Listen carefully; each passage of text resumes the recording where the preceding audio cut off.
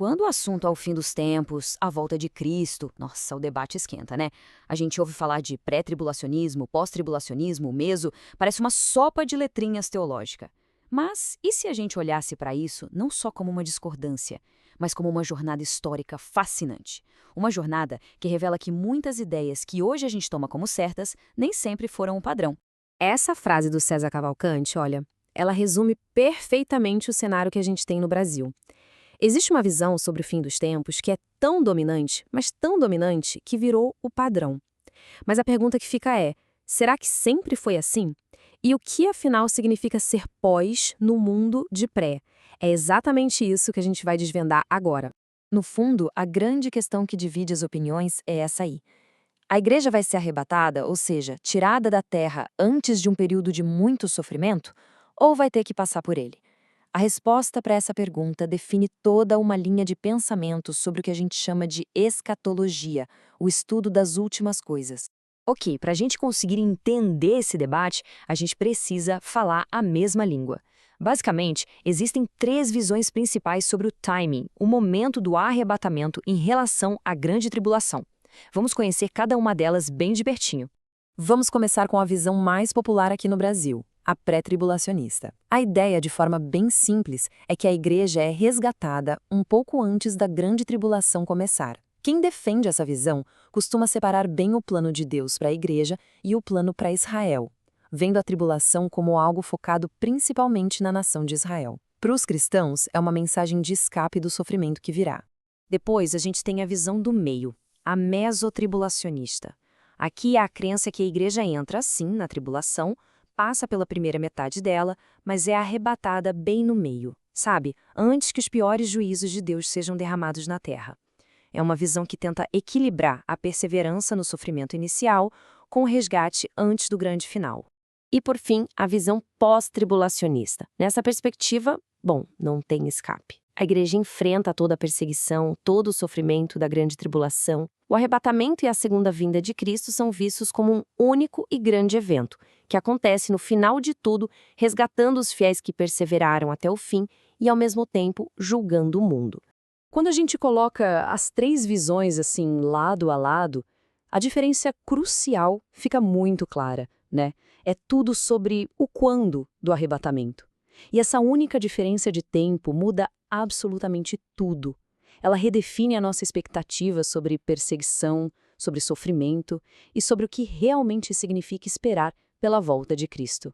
Então a pergunta é: de onde vieram essas ideias? É muito fácil a gente supor que esse debate sempre existiu, desde o começo da igreja. Mas a história por trás da visão mais popular de hoje, ela é surpreendentemente recente. E é aqui que a coisa começa a ficar muito, mas muito interessante. Menos de 200 anos. Para um pouco para pensar nisso. É isso mesmo. A doutrina pré-tribulacionista, que hoje é tão comum, tão falada nas igrejas brasileiras, não tem nem 2 séculos. Pensa só. Numa história de 2000 anos de cristianismo, essa é uma ideia muito, muito nova. Quase de ontem, teologicamente falando. Para entender o tamanho do impacto disso, vamos fazer uma pequena viagem no tempo. A visão da igreja sobre o fim dos tempos não foi sempre a mesma. Na verdade, por quase toda a sua história, o consenso era bem diferente do que muita gente ouve hoje em dia. Dá uma olhada nessa linha do tempo. Por mais de 1800 anos, a visão padrão da igreja era a pós-tribulacionista. Desde a igreja primitiva, passando pela divisão entre Oriente e Ocidente, até os grandes reformadores como Lutero, o consenso era um só: a igreja vai enfrentar a tribulação. A grande virada acontece aqui, por volta de 1830, com uma visão profética de uma jovem escocesa chamada Margaret MacDonald. Foi ali que a semente da visão pré-tribulacionista foi plantada. Mas como que essa ideia, que nasceu lá na Escócia, se tornou a visão dominante aqui no Brasil? A resposta tem nome e sobrenome: Bíblia de Estudo de Scofield. Por ser a primeira grande Bíblia de estudo traduzida para o português, ela se tornou a principal ferramenta de formação para uma geração inteira de pastores. E as notas de rodapé dela ensinaram em massa um sistema teológico chamado dispensacionalismo, do qual a visão pré-tribulacionista é uma peça central. E isso nos leva finalmente ao coração de todo o debate: a interpretação. Não se trata só do que a Bíblia diz, mas de como a gente lê o que ela diz. A verdade é que todos nós chegamos no texto com um certo tipo de óculos interpretativo, mesmo que a gente nem perceba. Essa citação toca num ponto bem delicado. É muito difícil para qualquer pessoa, principalmente para líderes que são respeitados, reconsiderar algo que ensinaram a vida inteira.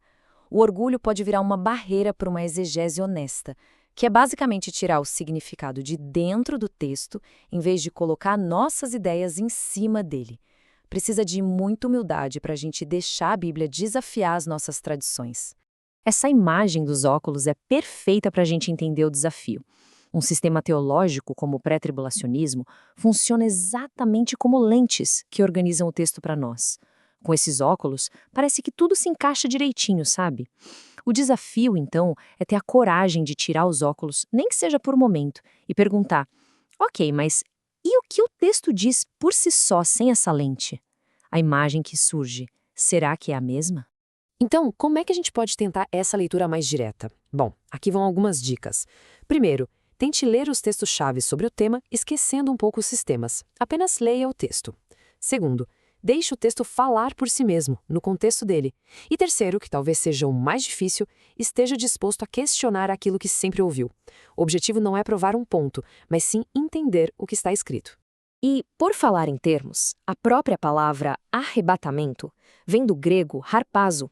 Ela tem uma ideia de algo súbito, de ser pego, de ser agarrado com força. É exatamente essa palavra que o apóstolo Paulo usa para descrever o encontro dos cristãos com o Senhor nos ares. Olha, o objetivo aqui nunca foi dar uma resposta final, mas sim oferecer o contexto histórico e as ferramentas para uma investigação pessoal. Então, por onde começar essa jornada de leitura? Vamos a um pequeno guia prático. Para quem quer se aprofundar de verdade, aqui está um roteiro com os principais capítulos que moldam esse debate. De Daniel até Apocalipse, esses são os textos centrais. A sugestão é lê-los em sequência, com a mente bem aberta, permitindo que o próprio texto construa o quadro geral para você. E para a gente fechar, fica essa reflexão.